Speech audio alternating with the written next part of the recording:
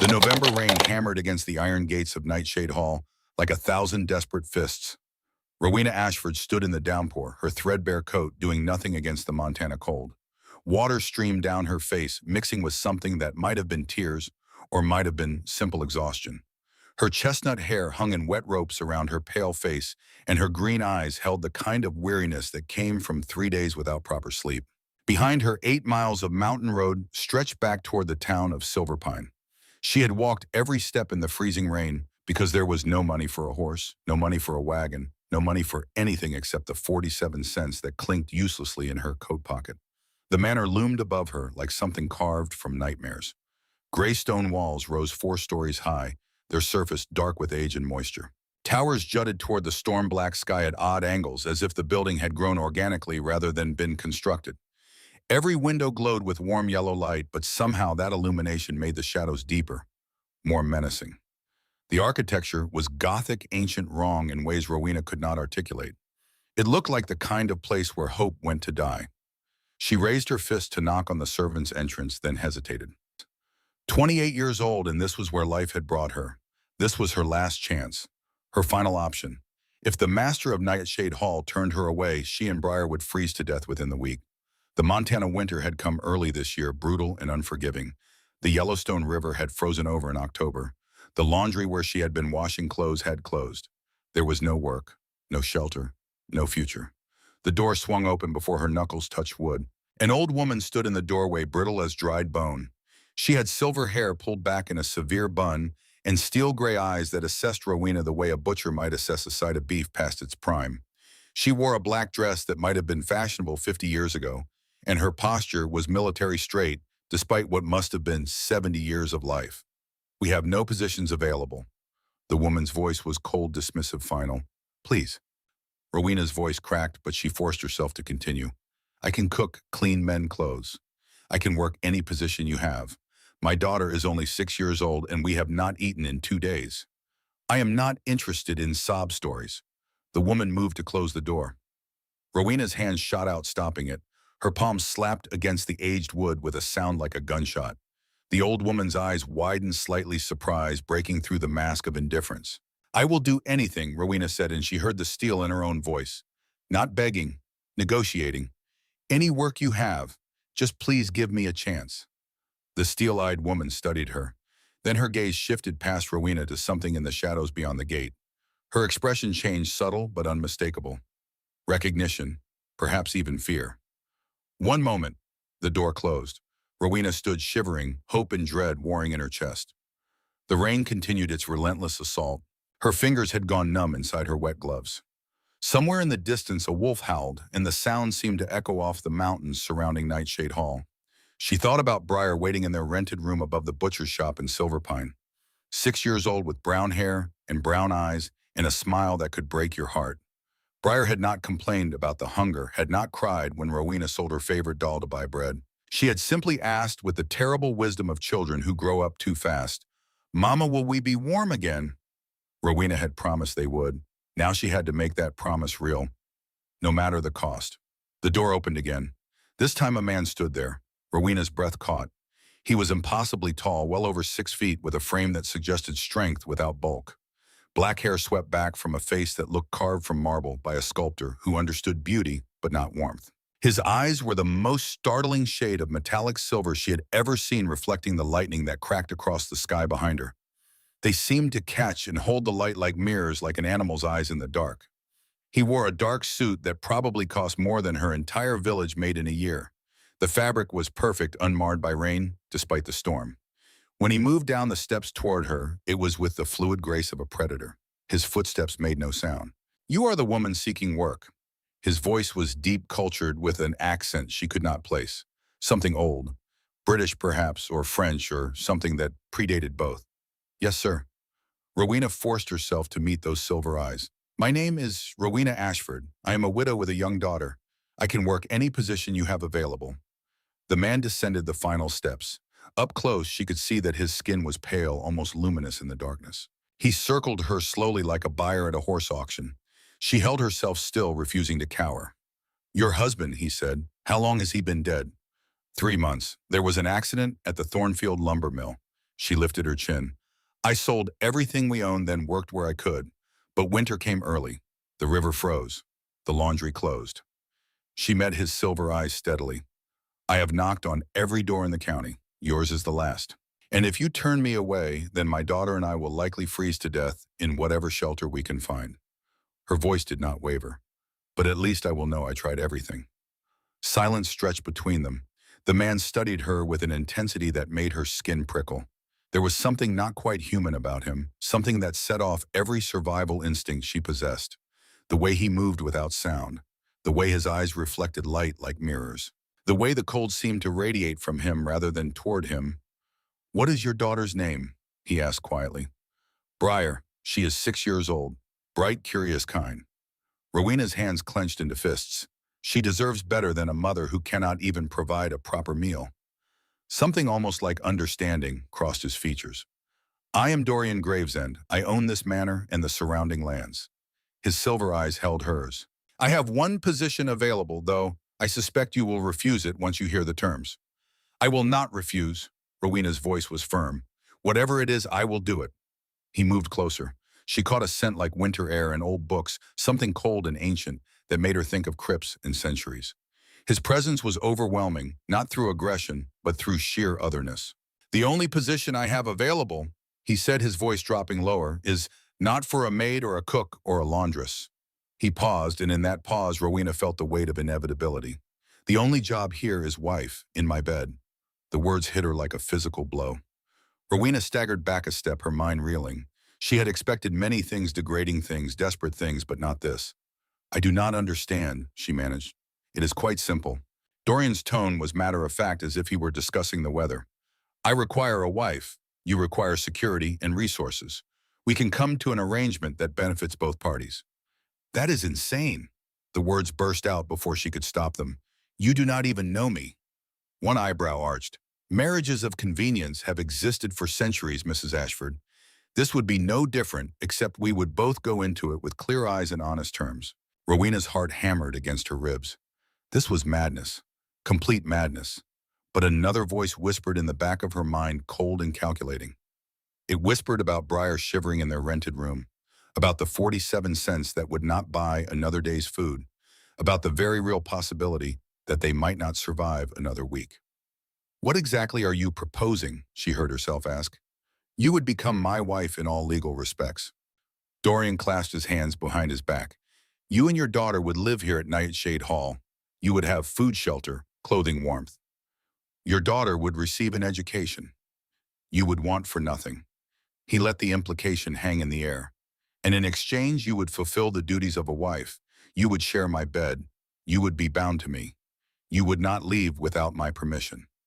So I would be trading one prison for another, Rowena said quietly. Then refuse. Dorian stepped back, and his voice turned sharp.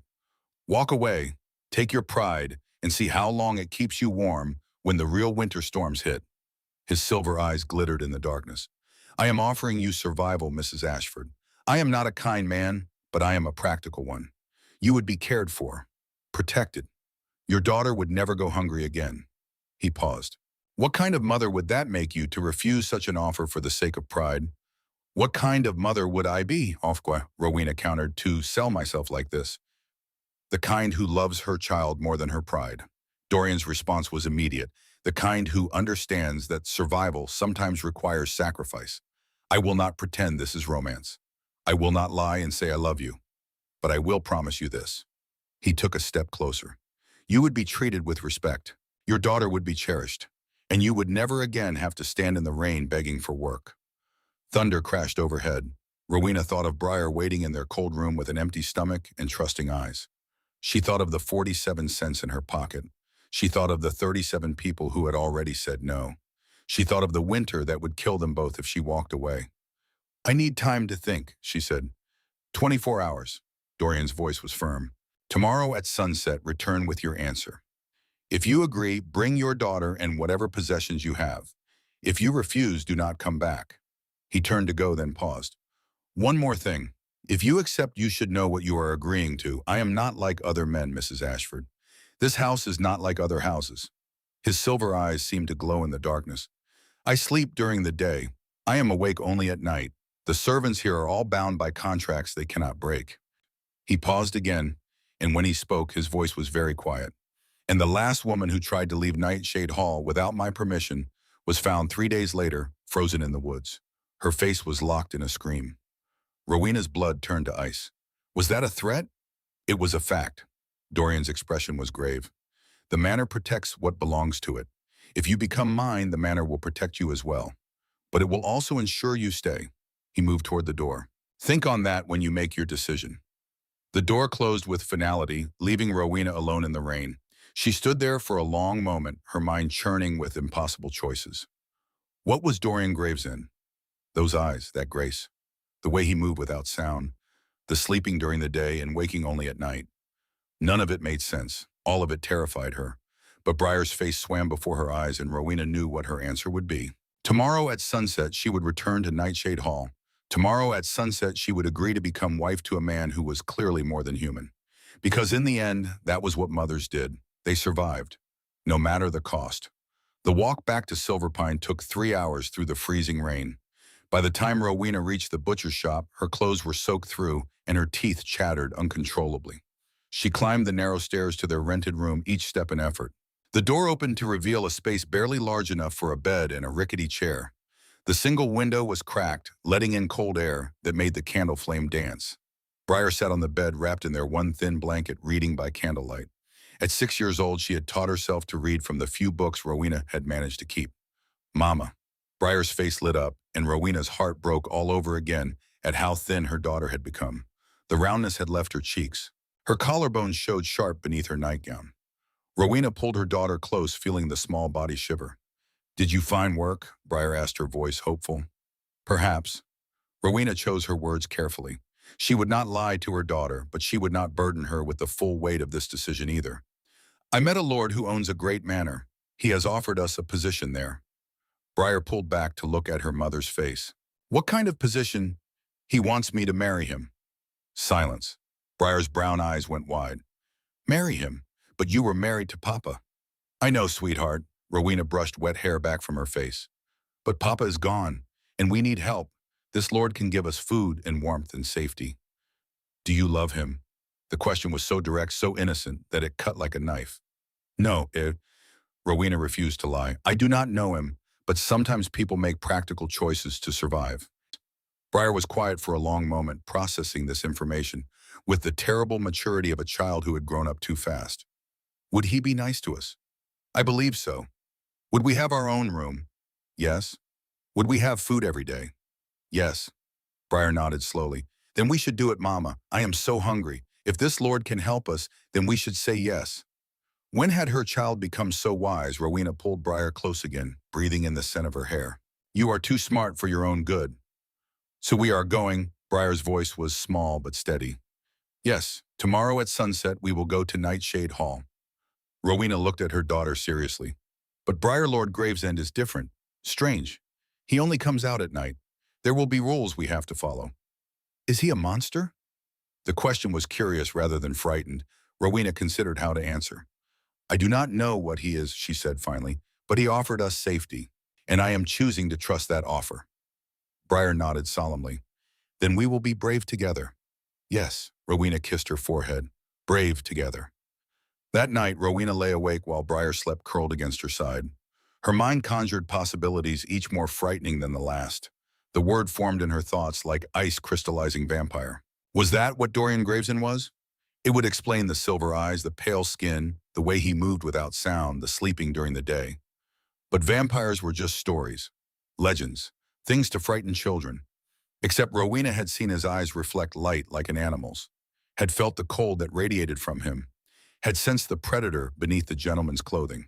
If Dorian Gravesend was a monster, she was about to walk her daughter directly into his hands. But what choice did she have? Better to risk the monster you could see than die slowly in the dark. The next day passed in a blur. They packed their few possessions into a single canvas bag. Rowena dressed Briar in her best dress, the blue one with white buttons that was getting too small. She tried to make herself presentable, combing out her chestnut hair and pinning it back, washing her face in the basin of cold water. As sunset approached, Briar asked, "Are you scared, Mama?" "Terrified," Rowena answered honestly, but I am also hopeful. Hope can be scary too, Briar said with that wisdom beyond her years. Sometimes it leads to good things, and sometimes it leads to disappointment. But we will not know which until we try, Rowena replied. Right, right. Briar took her mother's hand. Whatever happens, we face it together. The manor looked different at dusk. As Rowena and Briar walked through the gates, the stone walls seemed to absorb the fading light, making the building appear darker, more imposing. Windows glowed with warm yellow light, but somehow that illumination made the shadows deeper, more menacing. The gates stood open as if expecting them. Their footsteps echoed in the courtyard. The rain had stopped, but the air still held that cold dampness that seeped into bones. Rowena felt eyes watching them from the windows, though she could see no one. The front door opened before they reached it. The steel-eyed woman from yesterday stood there, her expression as cold as before. So you came. Her gaze swept over them dismissively. Lord Gravesend is in his study. Follow me. They entered a hallway that seemed to stretch forever. Dark wood paneling lined the walls. Portraits of severe-looking people hung at intervals, and Rowena noticed they all seemed to have the same silver eyes. Chandeliers cast just enough light to make the shadows deeper. The air smelled of old books and something else, something cold and ancient that she could not name. The woman who still had not given her name led them up a grand staircase. The steps were worn smooth by centuries of feet. At the top, another corridor stretched into darkness. Their guide's footsteps made crisp sounds on the hardwood floor, but Rowena noticed uneasily that their own steps seemed muffled, as if the house itself were swallowing the sound. They stopped before a heavy oak door. The woman knocked once, then entered without waiting for a response. Wait here, she said and disappeared inside. Rowena pressed Briar close to her side. The child looked around with wide eyes, taking in the grandeur and the strangeness with equal measure. Mama, Briar whispered, this place feels wrong. I know. Rowena kept her voice low. But remember, we are together. Whatever happens, together. Together, Briar repeated, though her voice shook slightly. The door opened again. The woman gestured them inside. Dorian Gravesend sat behind a massive desk covered in papers and leather-bound books. He wore another impeccable suit, this one deep charcoal, that made his pale skin seem even more luminous. Those silver eyes found Rowena immediately, and she felt pinned by his gaze like a butterfly on a collector's board. Mrs. Ashford, he stood with that same fluid grace. I was not certain you would return. I gave my word I would consider your offer. Rowena's voice was steadier than she felt. I have considered it. And what have you decided? Before I answer, I have questions. Fair, Dorian gestured to two chairs across from his desk. Please sit, both of you. Briar climbed into one of the chairs, her feet not quite touching the floor. Rowena sat beside her, keeping one hand on her daughter's shoulder. You said this house has rules, Rowena began. What are they? They and several. Dorian leaned back in his chair, steepling his fingers. First, you will not enter my private chambers during the day. Ever, under any circumstances. Why, Buema? That is not your concern. Simply know that violation of this rule has consequences you would not enjoy. His voice held no room for argument. Second, you will not leave the grounds without my permission. The manor protects its own, but it cannot protect you if you wander beyond its walls. He continued, Third, you will not speak of what you see or hear in this house to anyone outside of it. The staff, the arrangements, anything unusual, all of it remains private. And fourth, Rowena's voice was tight, you will be my wife in truth. That means sharing my bed when I require it. Presenting yourself as my spouse in public, and binding yourself to me in ways you may not fully understand until they are tested. He paused. These are not negotiable. If you agree to all of them. What if I violate these rules? Then the contract breaks.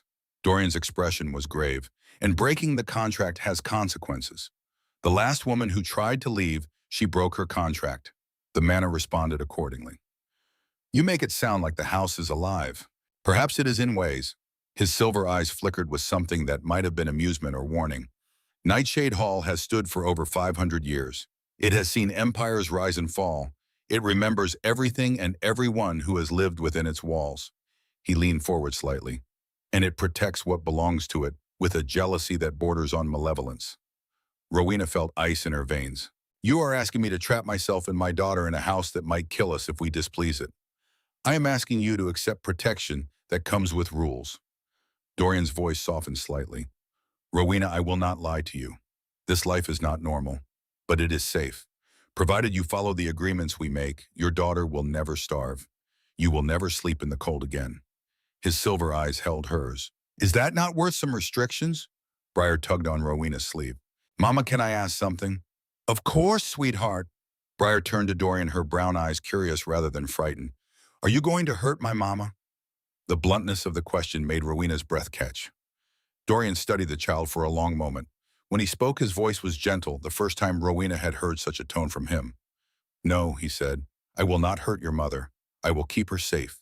And I will keep you safe as well, he paused. Even from myself if necessary. What does that mean? Rowena demanded. It means that if you try to break the rules, I will stop you before the manor has to. Dorian stood and moved around the desk. He knelt before Briar's chair, bringing himself to her eye level. Young Briar, he said quietly, do you like stories? Briar's face brightened. I love stories. Good, then let me tell you one. Dorian settled into a more comfortable position. A long time ago, there was a man who lived in a great house. He was very lonely because he was different from other people. But the house loved him anyway, and it tried to take care of him by keeping away anyone who might hurt him. His voice took on the cadence of a fairy tale. Sometimes the house was too protective. It hurt people it thought were dangerous even when they were just lost or scared. The man learned that the only way to keep people safe in his house was to have very clear rules. As long as people followed the rules, the house knew they were friends. But if people broke the rules, the house thought they were enemies. He looked at Briar seriously. Do you understand? Briar nodded slowly. I think so. The house is like a big twig that bites people it thinks are bad. Very similar, Dorian said, and for just a moment he smiled. The expression transformed his face, making him look almost human. So if you and your mother live here, you must both promise to follow the rules. That way the house knows you are friends. What are the rules for me? Briar asked. Do not go into locked rooms. Do not leave the grounds without permission. Always be in your bed by midnight. His expression became serious. And never ever go to the North Tower. That last one is very important, Briar. The North Tower is not safe for children. Why not? Because something lives there that does not like visitors. And if you disturb it, even I might not be able to protect you. Briar processed this with the remarkable adaptability of children. Okay, I promise. She looked at her mother.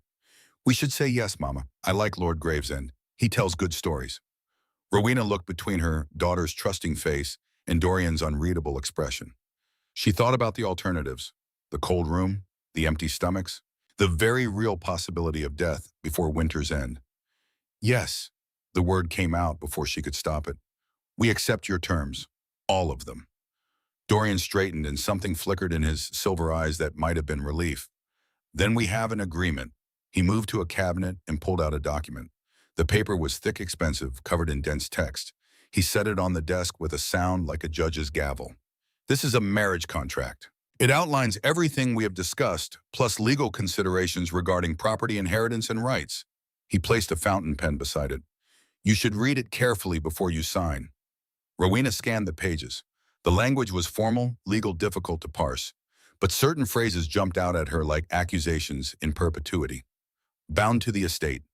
Rights forfeit upon violation. When this reads less like a marriage contract and more like a prison sentence, she said quietly. It is both. Dorian's honesty was brutal. I will not pretend otherwise, but it is also a guarantee of safety and care. No matter what happens, as long as you uphold your end, you and Briar will be provided for. Always. Rowena thought of her wedding to Thaddeus, the small ceremony in the church at Silverpine, the simple vows, the joy in his eyes as he slipped a ring on her finger. That had been love. This was survival. She signed her name, Dorian countersigned beneath her signature. The moment his pen left the paper, Rowena felt something shift in the air, a tingling along her skin, a pressure at the base of her skull. The candles in the room flickered despite there being no breeze. The temperature dropped several degrees. And for just a moment, she could have sworn she heard the house itself take a breath, a long, satisfied exhalation that seemed to come from the walls themselves. It is done, Dorian said. He rolled the contract and placed it in a drawer, which he locked with a key he kept on a chain around his neck. You are now Lady Gravesend. This is your home.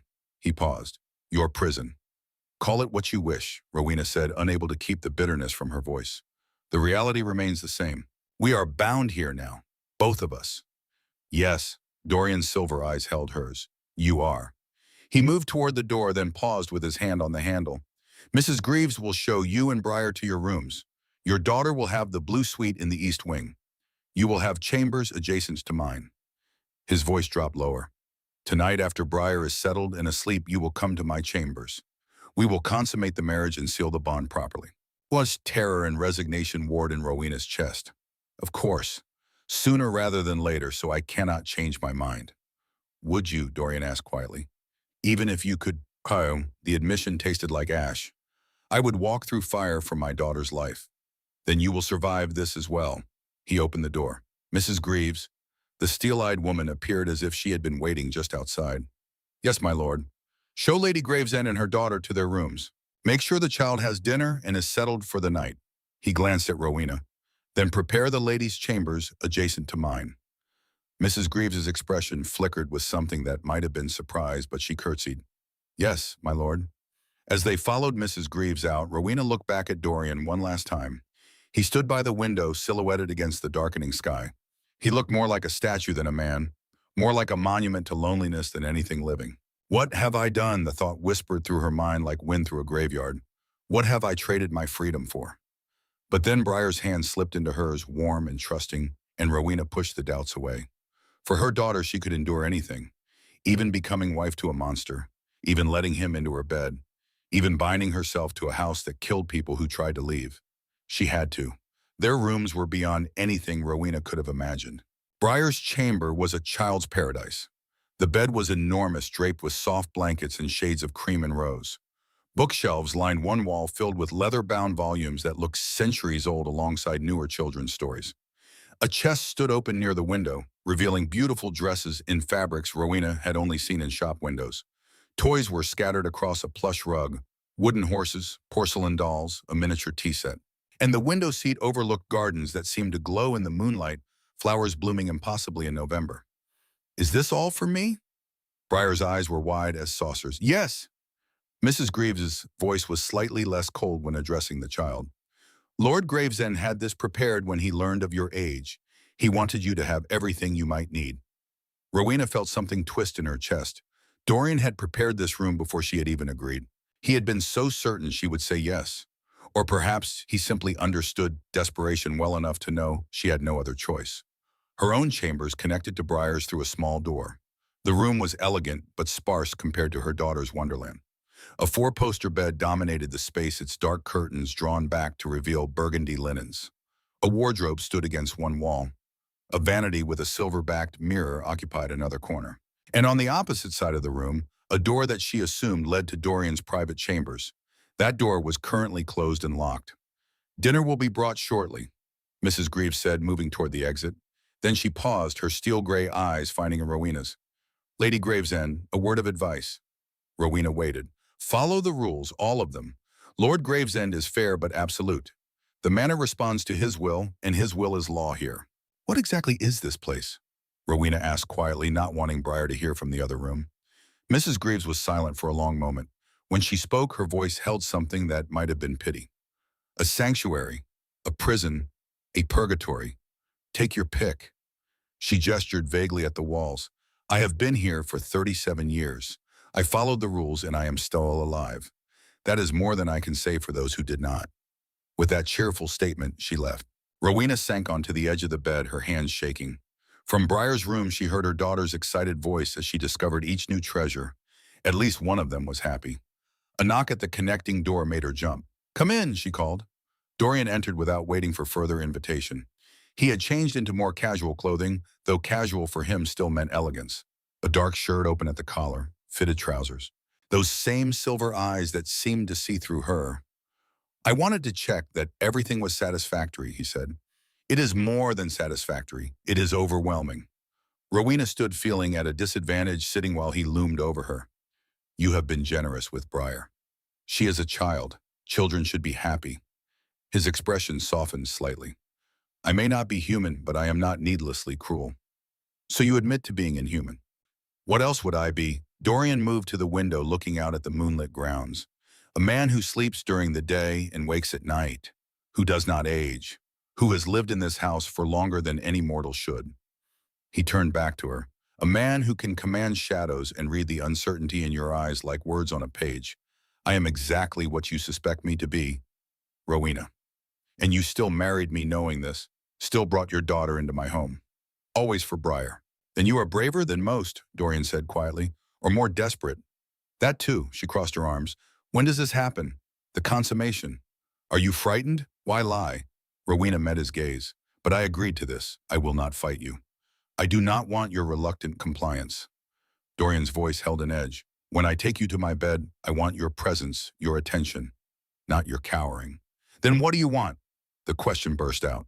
Why marriage at all? You are clearly powerful enough to take whatever you want. Why bother with contracts and ceremonies? Because power without consent is tyranny. He moved closer. And I have had enough of that to last 1,000 lifetimes. I want a wife, not a victim. I want someone who chooses to be here, even if that choice comes from desperate circumstances. You cannot have both.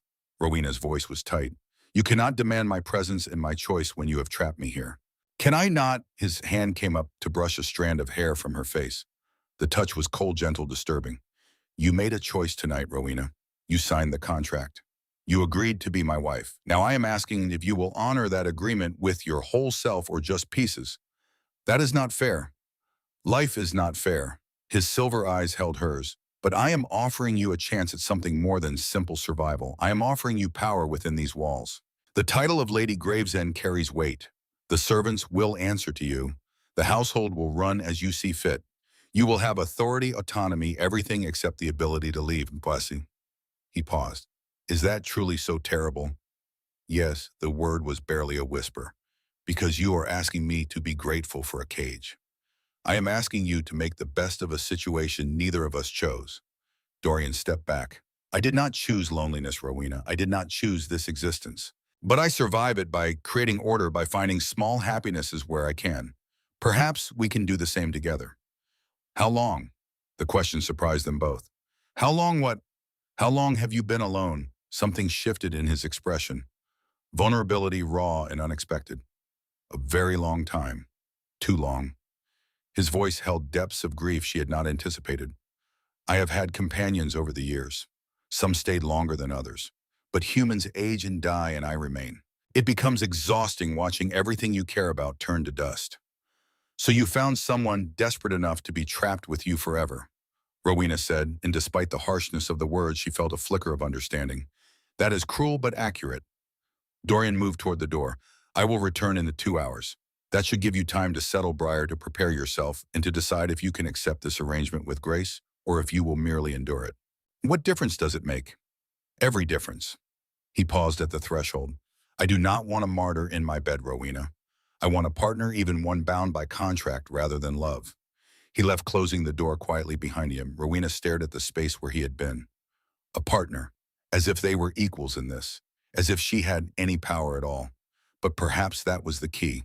Perhaps the only way to survive this was to find what power she did have and wield it carefully. Mama, come see. Briar's voice pulled her from her thoughts. Rowena entered her daughter's room to find a cart laden with food. Roasted chicken still steaming, fresh bread with butter, vegetables that smelled of herbs, and a dessert that made Briar's eyes light up like stars. They ate together on the floor like a picnic. Briar chattered about every wonderful thing in her new room while Rowena tried to memorize this moment, her daughter's joy, the warmth, the safety. This was why she had signed the contract. This was worth the price.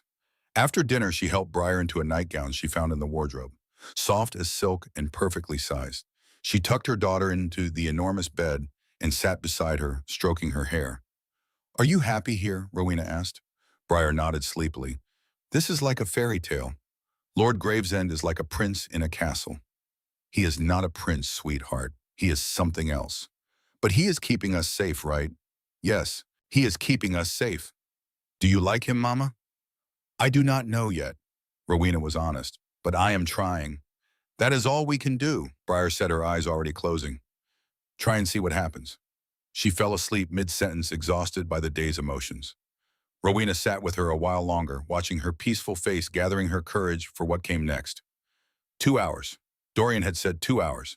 That time was almost up. Rowena returned to her own chambers. She changed into a nightgown laid out on the bed, simple white cotton that covered her from neck to floor, but somehow felt more exposing than nakedness. She brushed out her chestnut hair, until it fell in waves down her back. She stared at herself in the vanity mirror. The woman looking back at her was a stranger, a woman who had sold herself to a monster, a woman about to climb into a vampire's bed, a woman who would do anything, sacrifice anything for her child. 3 knocks at the connecting door, measured, precise. "It is open," Rowena said. Her voice did not shake. Dorian entered and locked the door behind him. In the candlelight, his pale skin seemed to glow from within. Those silver eyes found hers in the mirror, and she saw hunger there. Not just physical hunger, but something deeper. Loneliness, longing, need. "You came." He sounded almost surprised. She stood turning to face him. "I keep my word. Words can be broken. So can people." Rowena held her ground. "But I am still here. That counts for something."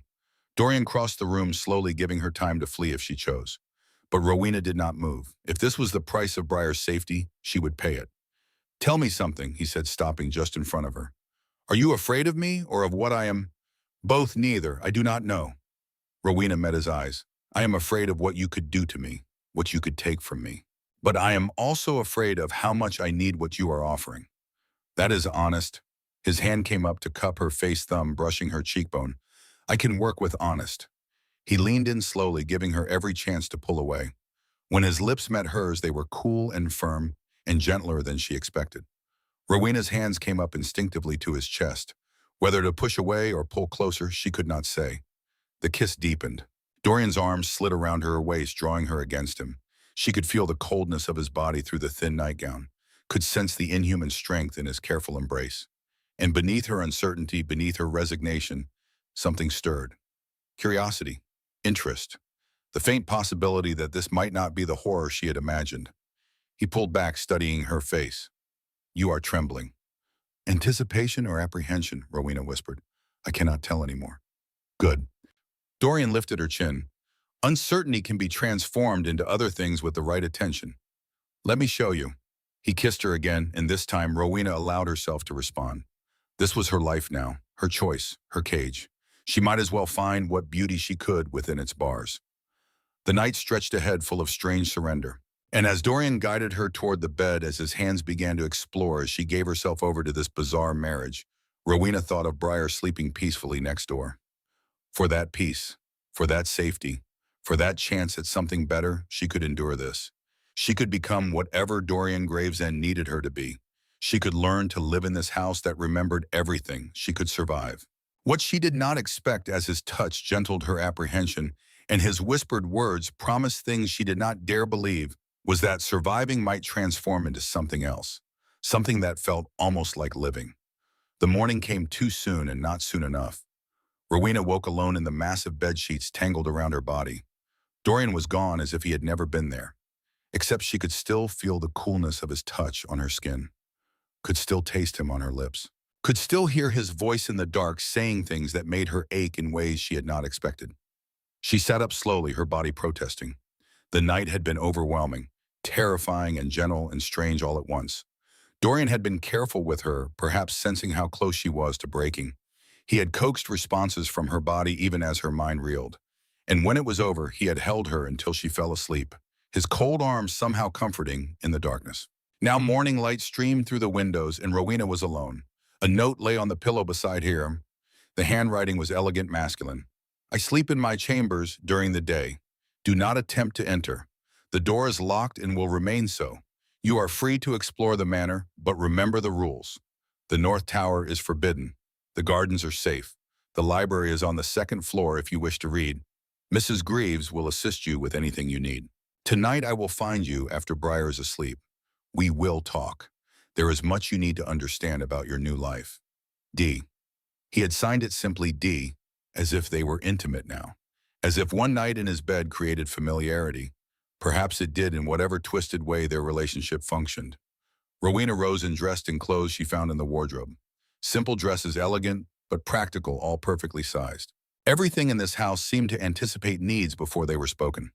It should have been comforting. Instead, it felt invasive, as if the manor itself was watching, learning, preparing.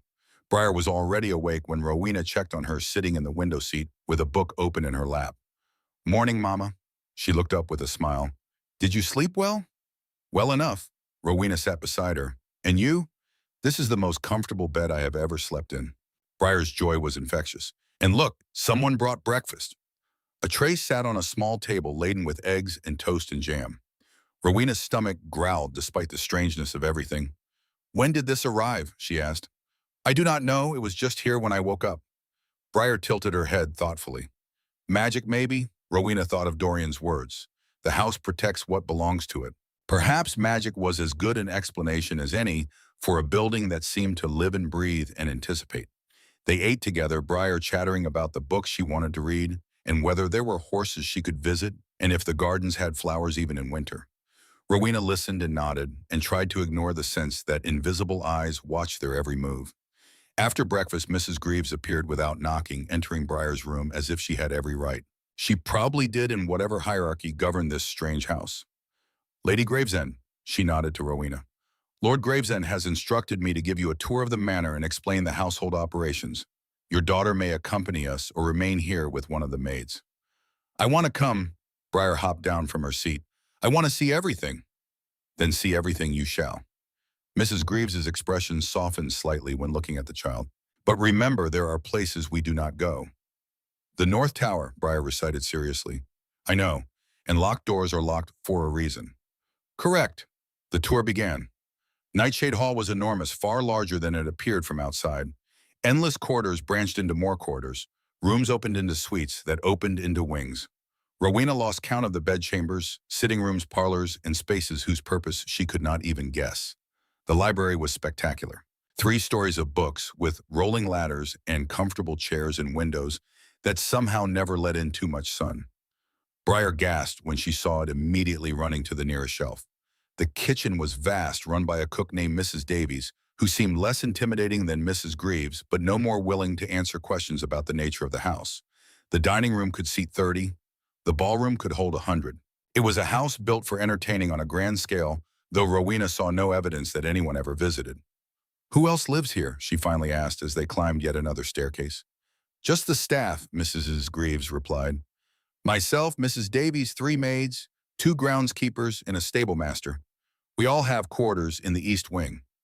How many years have you been here? 37, as I told you yesterday. And in that time, has anyone else lived here besides Lord Gravesend? Mrs. Greaves's voice became carefully neutral. There have been others, ladies who stayed for a time.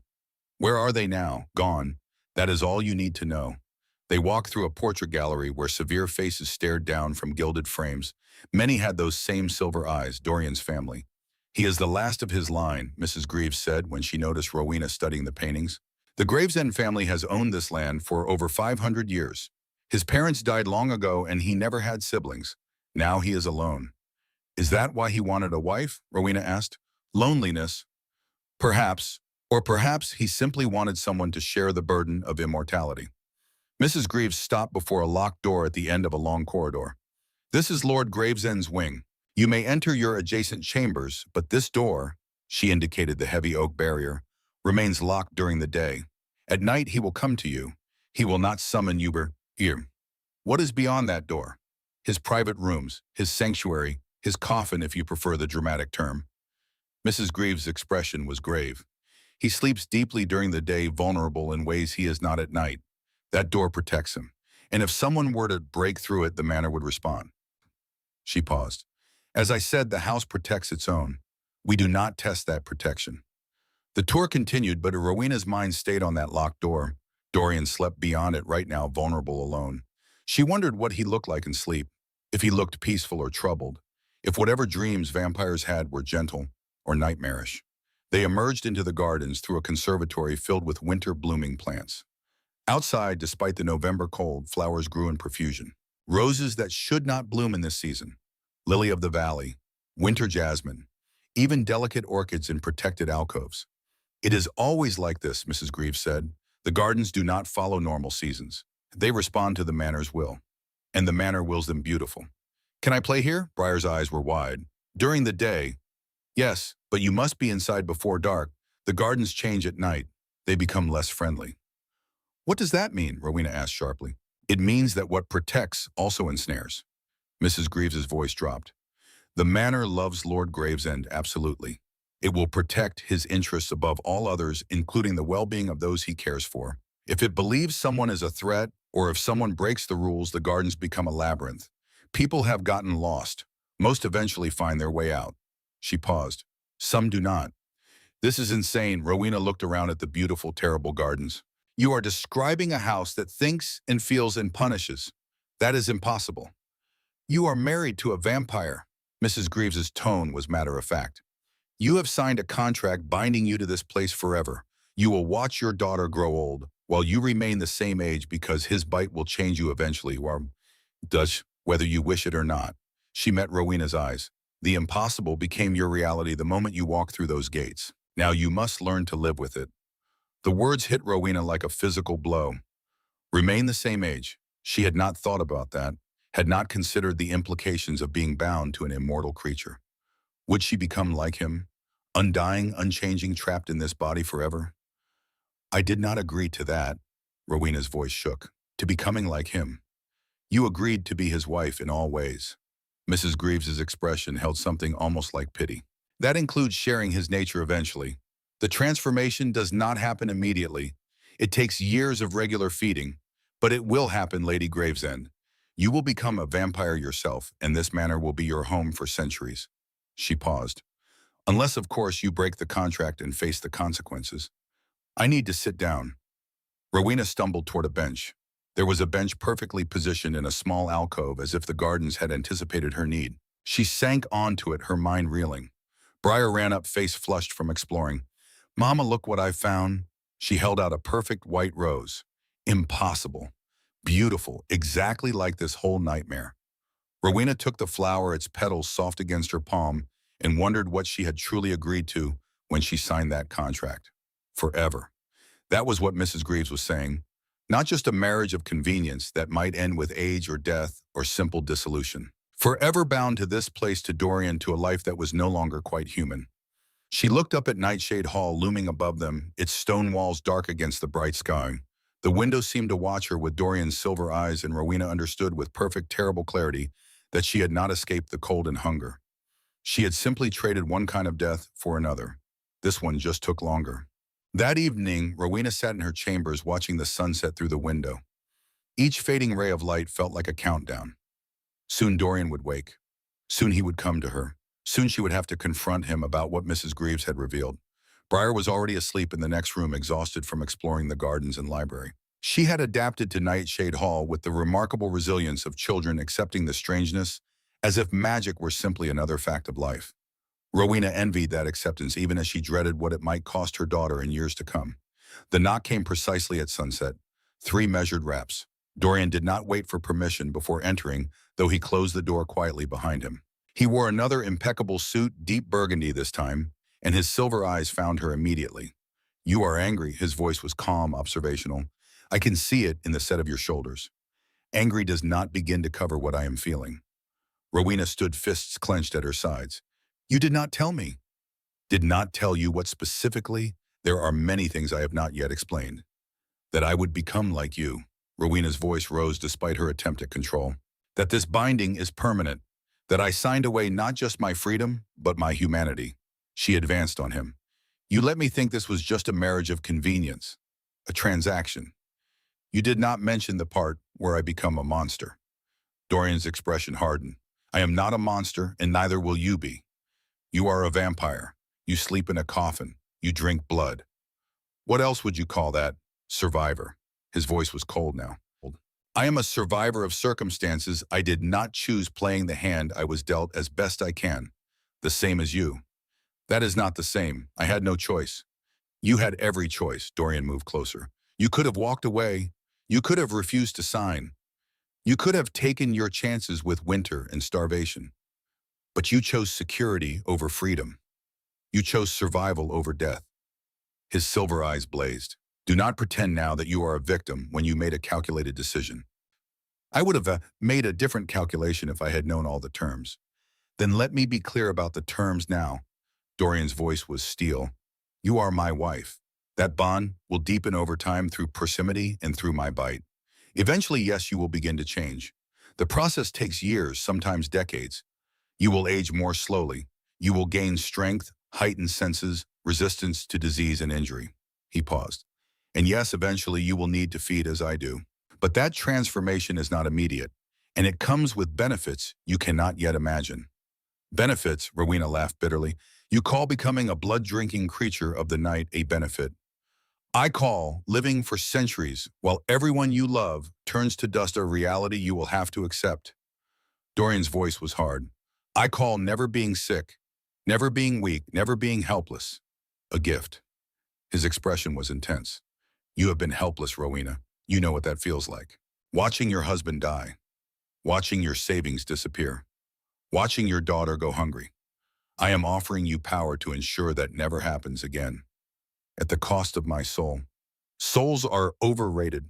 Dorian turned away, moving to the window. I have lived for over 300 years. I have seen empires rise and fall. I have watched plagues and wars and human cruelty beyond measure. And I have learned that survival is worth more than theological concerns about souls and damnation. He looked back at her. If I am damned, then I am damned in comfort and power rather than in suffering and weakness. You did not choose this life, Rowena said, and her anger was cooling into something more complex. Mrs. Greaves said your family has been here for 500 years. Were you born a vampire? No, Dorian's voice was quiet now. I was made, turned, transformed against my will when I was 32 years old. By whom? Someone who thought they were giving me a gift. His hands clenched on the windowsill. Someone who did not understand that immortality without purpose is torture, that living while everyone you love dies is its own kind of hell. The pain in his voice surprised her. Rowena moved closer, her fury dimming. How long have you been alone, truly alone? Long enough that I forgot what warmth felt like. Long enough that I stopped counting years and started counting centuries. Long enough that I considered walking into the sun more than once just to make it stop. He turned to face her, and the vulnerability in his silver eyes was raw. You think I trapped you here for cruel pleasure. I trapped you here because I am drowning in loneliness. Because I thought perhaps if I could find someone willing to stay, someone who might eventually understand, I could remember what it feels like to be something other than alone. The confession hung between them, honest and painful. Rowena saw him differently now. Not a monster who had ensnared her, but a creature in pain who had found the only solution he could imagine. That does not make it right, her voice was softer now. Trapping me here, changing me without full consent. No, it does not. Dorian's expression was bleak. But it is what I am capable of. I am not a good man, Rowena. I stopped being good when I stopped being human. But I am trying to build something here that resembles life rather than just existence. And I hoped you might help me do that. Something in Rowena's chest loosened. This was not the conversation she had expected, not the confrontation she had prepared for. I will try, she heard herself say. Try to be what you need. Try to make this work. But you have to try too. You have to let me in. Let me see the man beneath the monster. I am not sure there is anything left to see. And then we will find out together. The words felt like a promise, a commitment to something neither of them fully understood yet. But it was a beginning, and sometimes beginnings were all you could hope for. Dorian crossed the distance between them and pulled her into his arms. The embrace was cold but fierce, and Rowena allowed herself to lean into it. She had signed the contract for Briar. But perhaps for herself she could find something more. Something that made forever seem less like a curse and more like a possibility. They spent the rest of that night talking, not as master and servant, not as captor and captive, but as two people trying to understand the strange covenant they had made. Dorian told her about the vampire world that existed in shadows. Not a vast conspiracy, but scattered immortals living solitary lives, avoiding each other more often than not. He explained that most vampires were like him alone, counting centuries instead of years. He told her about the changes she would experience as the transformation progressed. Enhanced strength first, though, that would take months. Then heightened senses. The ability to move with unnatural speed. Eventually, perhaps a decade from now, the need for blood would become undeniable. But that was years away. For now, she was still mostly human, mostly. Rowena in turn told him about her life before Thaddeus died. The simple happiness of their marriage. Briar's birth. The joy of ordinary days that she had taken for granted. She told him about the fear after Thaddeus's death, the desperate scramble to survive the nights she had cried silently so Briar would not hear. She told him about the guilt of accepting his offer. The feeling that she had betrayed Thaddeus's memory by marrying a stranger. The worry that she was damaging Briar by bringing her into this strange world. Thaddeus would want you alive, Dorian said quietly. If he loved you, as you say, he would want you and Briar safe, whatever that required. Do you really believe that? I believe love means wanting those you care for to survive, even if survival looks different than you imagined. He touched her hand. You did not betray him, Rowena. You saved your daughter. There is no dishonor in that. The reassurance eased something in her chest. Perhaps he was right. Perhaps choosing life over death was never wrong, no matter how strange the form that life took. As dawn approached, Dorian grew quiet. The sun would rise soon and he would need to return to his chambers. Will you be here tomorrow night? Rowena asked. Yes, and the night after. And the night after that until you grow tired of my presence. I do not think that will happen soon. Good. He kissed her forehead, a gesture that felt almost tender. Sleep well, Lady Gravesend. Try not to overthink everything I have told you. Impossible, but I will try. He left through the connecting door, locking it behind him. Rowena heard his footsteps receding, then silence. She lay in bed watching the sky lighten through the window and thought about forever. It still terrified her, but terror was becoming familiar, and perhaps in time even terror could transform into something else. The days developed a rhythm, mornings with Briar exploring the manor and gardens, afternoons in the library where Rowena read everything she could find about vampire lore, most of which was fiction, evenings preparing for Dorian's arrival, and nights talking, feeding, slowly building something that resembled intimacy. Mrs. Greaves watched it all with her steel gray eyes and said nothing, though Rowena sometimes caught her expression softening slightly when she observed Rowena with Briar, or when Dorian's rare laughter echoed through the corridors. 10 days passed, then 2 weeks. Winter deepened outside, but inside the manor remained warm. Briar thrived. Her laughter echoed through corridors that had been silent too long. She made friends with the cook's cat, learned to play simple melodies on the piano in the music room, and devoured books from the library at an astonishing rate. Rowena found herself smiling more often. The desperate edge of survival faded into something almost like contentment. And Dorian was changing too. The cold distance in his eyes warmed incrementally. He sought Rowena's company even when feeding was not required. He played chess with Briar in the evenings, his ancient patience perfect for teaching a 6-year-old strategy. It was not love. Not yet. But it was something. 3 weeks after their marriage, Rowena woke to find Dorian standing at her window watching snowfall. She had not heard him enter, but she was getting used to his silent movements. You are awake, he said without turning. Too much thinking. She rose and joined him at the window. About what? About how strange this has become. She gestured to the room, the manor, their situation. 3 weeks ago, I was starving. Now I live in a palace with a vampire husband and a house that has opinions. The mind struggles to adapt. Yet you seem to be adapting well. Because I do not have a choice. Or because you are discovering that choice and acceptance are not as different as you thought. Dorian glanced at her. You could spend every night fighting this reality. Instead, you are engaging with it. That is a choice. Perhaps, Rowena watched snow swirl beyond the glass.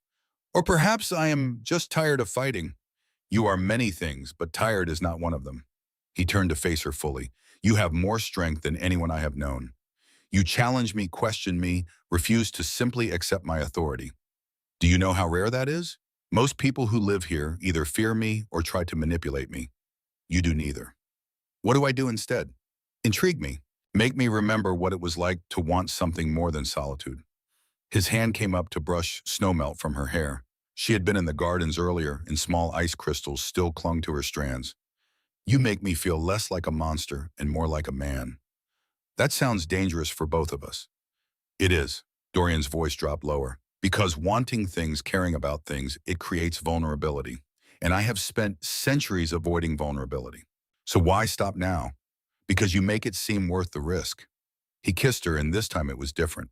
Not the careful, controlled touch of their earlier encounters, but something deeper. Hunger mixed with longing, need mixed with surrender. Rowena responded without thinking, her arms sliding around his neck, her body pressing against his cold one. The kiss deepened. Dorian's hands mapped her curves through the thin nightgown. She felt his fangs graze her lip, felt the sharp thrill of danger that was becoming familiar. He pulled back his eyes, darker than usual. I should go. Why? Because if I stay, I will want more than feeding. I will want all of you. Then stay. The words surprised them both. Rowena met his silver eyes steadily. Stay and want me. I am your wife. This is supposed to be part of our agreement. Is it? Dorian's voice was strained. Or are you offering something more? Because I need to know, Rowena. Is this duty or desire? She considered the question honestly. 3 weeks ago, it would have been duty pure survival. But now both, she admitted. You have been kind to Briar, patient with me, honest when you could have lied. You are not the monster I expected. So maybe this is more than duty. Maybe I am starting to want you too. That admission hung between them, fragile and powerful. Then show me. Dorian lifted her into his arms with inhuman strength. Show me that this is more than obligation. Rowena let him carry her to the bed. Let him lower her onto the sheets. Let herself want this strange cold creature who had saved her daughter's life.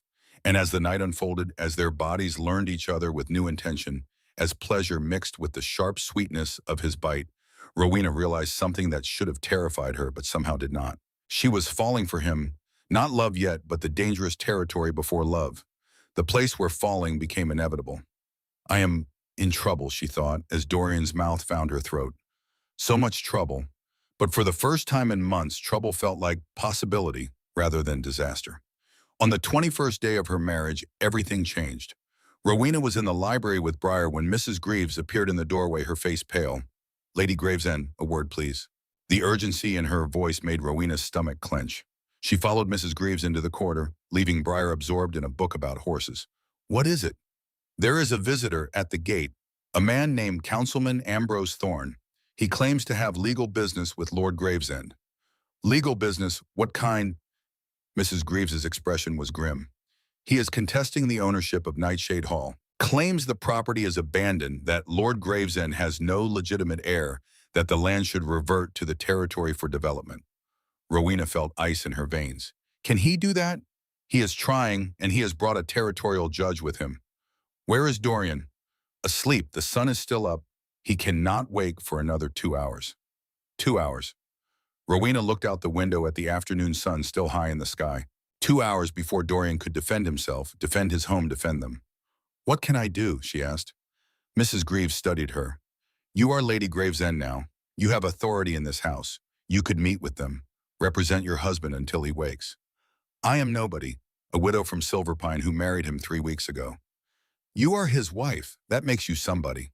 Mrs. Greaves's steel-gray eyes held hers. And between you and me, you have more spine than the last 3 ladies combined. If anyone can hold them off until Lord Gravesend wakes, it is you. Rowena took a breath. This was her home now, whether she had chosen it freely or not. Briar was safe here. Dorian had kept his word. She would not let some greedy councilman take that away. Show them to the parlor, she said. I will be down in 5 minutes. She changed quickly into one of the more formal dresses from her wardrobe. Dark green velvet that made her look like she belonged in a manor like this. She pinned her hair up, added the silver necklace Dorian had given her 3 nights ago. She studied herself in the mirror. Lady Gravesend, that was who she needed to be now. Councilman Ambrose Thorne was a large man in his 50s with thinning brown hair and the kind of smile that never reached his eyes. He wore an expensive suit and carried a leather portfolio. Beside him stood Judge Cornelius Hale, older and more weathered, with shrewd eyes that missed nothing. Gentlemen, Rowena said as she entered the parlor, I am Rowena Gravesend. My husband is currently indisposed, but I understand you have business to discuss. Ambrose's smile widened in a way that made her skin crawl. Lady Gravesend, how convenient. Your marriage is actually part of what we need to discuss. Indeed. Rowena sat in the high-backed chair that Miss Greaves had positioned near the fireplace. She did not invite them to sit. Please explain. It is quite simple. Ambrose opened his portfolio. Nightshade Hall has stood on this land for 500 years, but there is some question about the legitimacy of the current ownership claim. Lord Gravesend has no children, no siblings, no clear heir. The property appears to be, how shall I say, in a state of limbo. My husband owns this land, Rowena said firmly. As his wife, I can assure you the ownership is quite clear. Ah, but that is where things become murky. Ambrose pulled out documents. You married Lord Gravesend only 3 weeks ago. A remarkably short courtship. Some might say suspiciously short. Judge Hale shifted uncomfortably. Mr. Thorne, what exactly are you implying? I am implying that this marriage may be fraudulent. A desperate attempt by Lord Gravesend to establish a family claim when he realized his property rights were in question. Ambrose's eyes glittered. And if the marriage is fraudulent, then Lady Gravesend has no standing here. And Lord Gravesend has no heir. Rowena's hands clenched in her lap, but she kept her voice steady. Our marriage is entirely legitimate. We have a signed contract witnessed and legal. A contract signed under what circumstances, I wonder? Ambrose leaned forward. Did Lord Gravesend offer you something you could not refuse? Money? Perhaps security? Was this truly a marriage of mutual affection, or was it a transaction? Heat rose in Rowena's cheeks, but not from shame. From anger. How dare you question? I dare because the people of this territory deserve to know if their land is being held by legitimate means. Ambrose's voice took on a sanctimonious tone. Nightshade Hall sits on valuable timberland, land that could provide jobs, resources, prosperity for the region.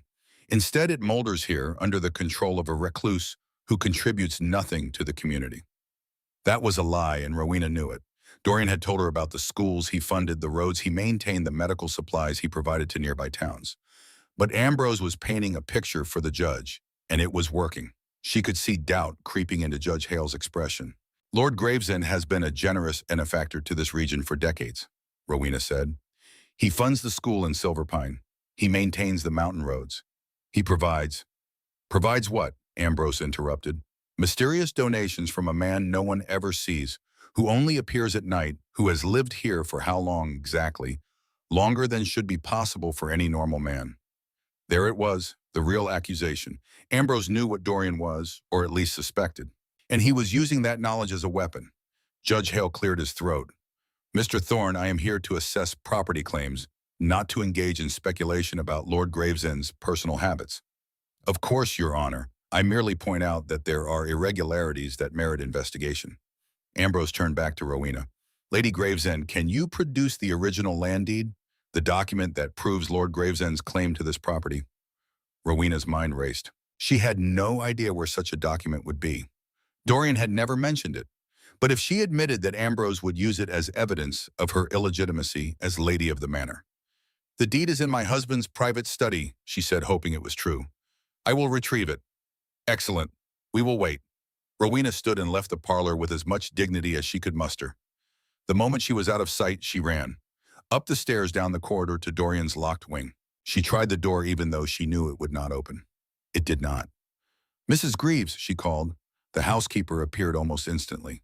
My lady, I need the original land deed. Ambrose is demanding proof of ownership. Where would Dorian keep it? Mrs. Greaves's face went pale. In his private study, behind the locked door. Can you open it? No one can open that door during the day. Not even me. Not even you.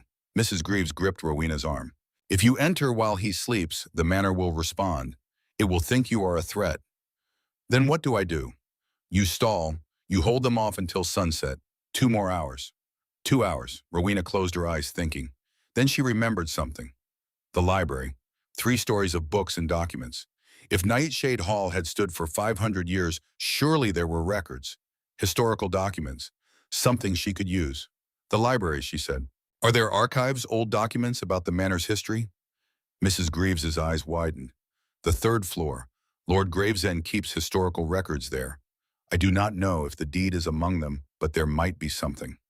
Rowena ran to the library. Briar looked up from her book, startled. Mama, what is wrong? I need to find something, sweetheart. A very old paper. Can you help me look? Briar nodded, sensing the urgency. Together they climbed to the 3rd floor of the library. Dust motes danced in the afternoon sunlight. Shelves here held not books, but boxes. Document boxes labeled by year. Rowena started pulling them down, searching frantically. 1900, 1875, 1850. She needed older. Much older. Mama, look. Briar held up a box labeled 1824. Property documents. Rowena's hands shook as she opened it. Inside were yellowed papers brittle with age. Land surveys. Tax records. And there at the bottom, a deed. Nightshade Hall and surrounding lands, 12,000 acres granted to Dorian Gravesend, 1824. The signature was Dorian's, unmistakable even after 200 years. The seal was official from the territorial governor. Rowena clutched the document to her chest. This was proof. 200 years of continuous ownership. Ambrose could not contest this. She ran back down to the parlor, Briar following. She burst through the door, breathless. Gentlemen. She laid the deed on the table between them. The original land grant, dated 1824, signed by Territorial Governor William Clark. This land has been Gravesend property for 200 years. Judge Hale leaned forward, studying the document carefully. His weathered fingers traced the signature of the seal. This appears authentic. Ambrose's face went red. That is impossible. No one lives for 200 years. This must be a forgery. Or there must be multiple Dorian Gravesends, and the current one is falsely claiming, "Are you calling my husband a fraud?" Rowena's voice was ice. "I am saying there are questions that need answers. The only question that matters is whether this deed is valid." Judge Hale looked up at Ambrose. "And it appears to be. The seal is genuine. The signature matches territorial records. Whether Lord Gravesend is the original grantee or a descendant with the same name is irrelevant for purposes of ownership." "But the marriage is none of your business," Rowena cut him off. "My marriage to Lord Gravesend is legal and binding. We have a daughter living here. We are a family, and this is our home." She stepped closer to Ambrose, and she saw him actually flinch.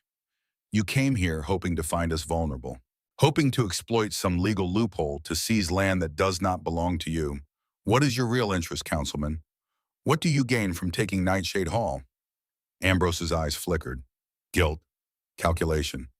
I have no personal interest. I am acting on behalf of the territory." "You are lying." The certainty came from somewhere deep inside, too. Rowena thought about all those years managing her household's meager finances, learning to spot when Thaddeus's employer shorted their pay, recognizing dishonesty in ledgers and faces alike. "You have a financial stake in this. What is it? Timber rights, mining claims. What did someone promise you if you could steal this land?" Judge Hale's eyes narrowed. "Mr. Thorne, is there something you need to disclose?" "Oh, no, of course not. Because if you have a conflict of interest in this matter, that is highly irregular. Your Honor, I assure you." The parlor door opened. Dorian stood there, though the sun had not yet set. His face was pale, paler than usual, and Rowena could see the effort it cost him to be awake during daylight. But he was there. "Gentlemen," he said, his voice carrying absolute authority despite his weakness, "I understand you have questions about my property claim." "Lord Gravesend," Judge Hale stood, "I apologize for the intrusion. Mr. Thorne brought concerns, but your wife has provided documentation that appears to satisfy all legal requirements." Dorian's silver eyes found Rowena's. Something passed between them. Pride, gratitude, partnership. "My wife is quite capable," he said. "Lady Gravesend has proven herself an excellent steward of this estate in the short time she has been here." He turned to Ambrose, and his expression went cold. "As for you, councilman, I am aware of your recent financial difficulties. I am aware that you have been approached by the Silverwood Timber Company about facilitating access to my forests, and I am aware that you owe them a substantial sum in gambling debts." Ambrose went white. "How did you—" "I make it my business to know who threatens what is mine." Dorian stepped into the room, and despite the sunlight weakening him, he still radiated power. "You will leave Nightshade Hall. You will not return. And you will inform Silverwood Timber that these lands are not for sale, not for lease, and not available for exploitation." He paused. "If you persist in this harassment, I will make public every corrupt dealing you have engaged in over the past decade. And believe me, councilman, I have documentation that would see you removed from office and possibly imprisoned." Ambrose grabbed his portfolio and stood. "You cannot threaten me." "That was not a threat. That was a statement of fact." Dorian's voice was soft, deadly. "Now leave my home." Judge Hale cleared his throat. "Lord Gravesend, Lady Gravesend, I apologize for this disturbance. Based on the documentation provided, I see no grounds to question your ownership claim. The matter is closed." He gave Ambrose a disgusted look. "Mr. Thorne, I suggest you reevaluate your priorities." They left. Rowena watched through the window as their carriage rolled down the drive and through the gates. Only when they disappeared from view did she allow herself to collapse into a chair. "You were magnificent," Dorian said quietly. "I was terrified." "Yes, but you did not let that stop you." He knelt beside her chair, taking her hands. His skin was cold even for him, drained by the effort of waking during daylight. "You defended our home. You found the deed. You saw through Ambrose's lies. You did all of that without me. You came anyway, even though it hurt you." "Of course I came. This is our home. You are my wife." His silver eyes held hers. "I heard you tell the judge we are a family. Did you mean that?" Rowena looked at him. At this creature who had offered her survival and was slowly offering her something more. At the man who had woken during painful daylight because he thought she might need him. At the husband who had just publicly praised her capability. "Yes," she said, "I meant it." Dorian pulled her to her feet and into his arms. The embrace was fierce despite his weakness. "You are extraordinary," he whispered against her hair. "I did not expect this when I offered you that contract. I expected compliance, survival. What I got was a partner." "Is that so surprising? After 300 years of disappointment, yeah." Rowena pulled back to look at his face. "We should get you back to your chambers. You need to rest." "I need to feed first, to recover." "Then feed." She tilted her head, offering her throat. Dorian's eyes darkened with hunger and something else, something that looked like wonder. "Here now. We are alone, the door is closed, and you need this." Rowena met his gaze steadily. "Besides, I find I want to give you this. Not because I have to, because I choose to." The bite was sharp for just a moment, then flooded with that familiar euphoria. But this time as Dorian fed, Rowena felt something different through their blood bond. Not just his loneliness fading, but something new emerging. Hope. Trust. The beginning of something that might eventually be called love. When he pulled away, Dorian's color had returned. He licked the wound closed with tender care. "Thank you," he said simply. "We are partners, remember. Partners help each other." "Yes," he smiled, and the expression transformed his face. "We are." As Dorian held her, Rowena felt something change. Not in him, but in the manor itself. The oppressive weight that had pressed against her consciousness since the day she arrived, the sense of being watched, judged, measured, suddenly lifted. The candles in the room flared brighter. A warmth spread through the walls, and for the first time Nightshade Hall felt like it was breathing easily, rather than holding its breath. "Do you feel that?" Rowena whispered. Dorian's eyes widened. "The manor, it is accepting you, truly accepting you, not just tolerating you because I claimed you." He touched her face with wonder. "In 300 years, it has never done this. It has always seen others as threats to be contained. But you defended this place. You called it home. You chose to stay, not because you were trapped, but because you wanted to." The house settled around them with an almost audible sigh of contentment. "I think," Dorian said softly, "the manor has been as lonely as I have. And you just gave it something I never could, a reason to trust again." That night, after Dorian had fully recovered after Briar was asleep, they stood together on the balcony outside Rowena's chambers. The Beartooth Mountains glowed purple in the twilight. Stars were beginning to appear in the darkening sky. "I have been thinking," Rowena said. "About what?" "About what Mrs. Greaves said. About the transformation. About becoming like you." Dorian tensed. "And Ananda, I want to understand it. Not to fear it, but to know what is coming, to prepare." She turned to face him. "If this is going to be my future, I want to choose it with my eyes open. Not have it happen to me, but embrace it. That is a long way from where you were 3 weeks ago." "3 weeks ago, I thought I was trading freedom for survival." Rowena touched his face, feeling the cool skin beneath her palm. "Now I think I am building something. A life, a partnership, maybe even a future I can want, not just endure." "Careful," Dorian said softly. "That sounds dangerously close to happiness." "Would that be so terrible?" "No." He pulled her close. "It would be miraculous." They stood there as darkness fell, two people who had found each other in desperation and were discovering something neither had expected. Not love yet, but the foundation for it. Trust, respect, partnership, choice.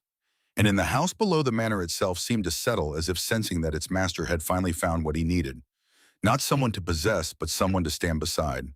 Not a prisoner, but a partner. 6 months later, winter had given way to spring. The North Tower stood empty now.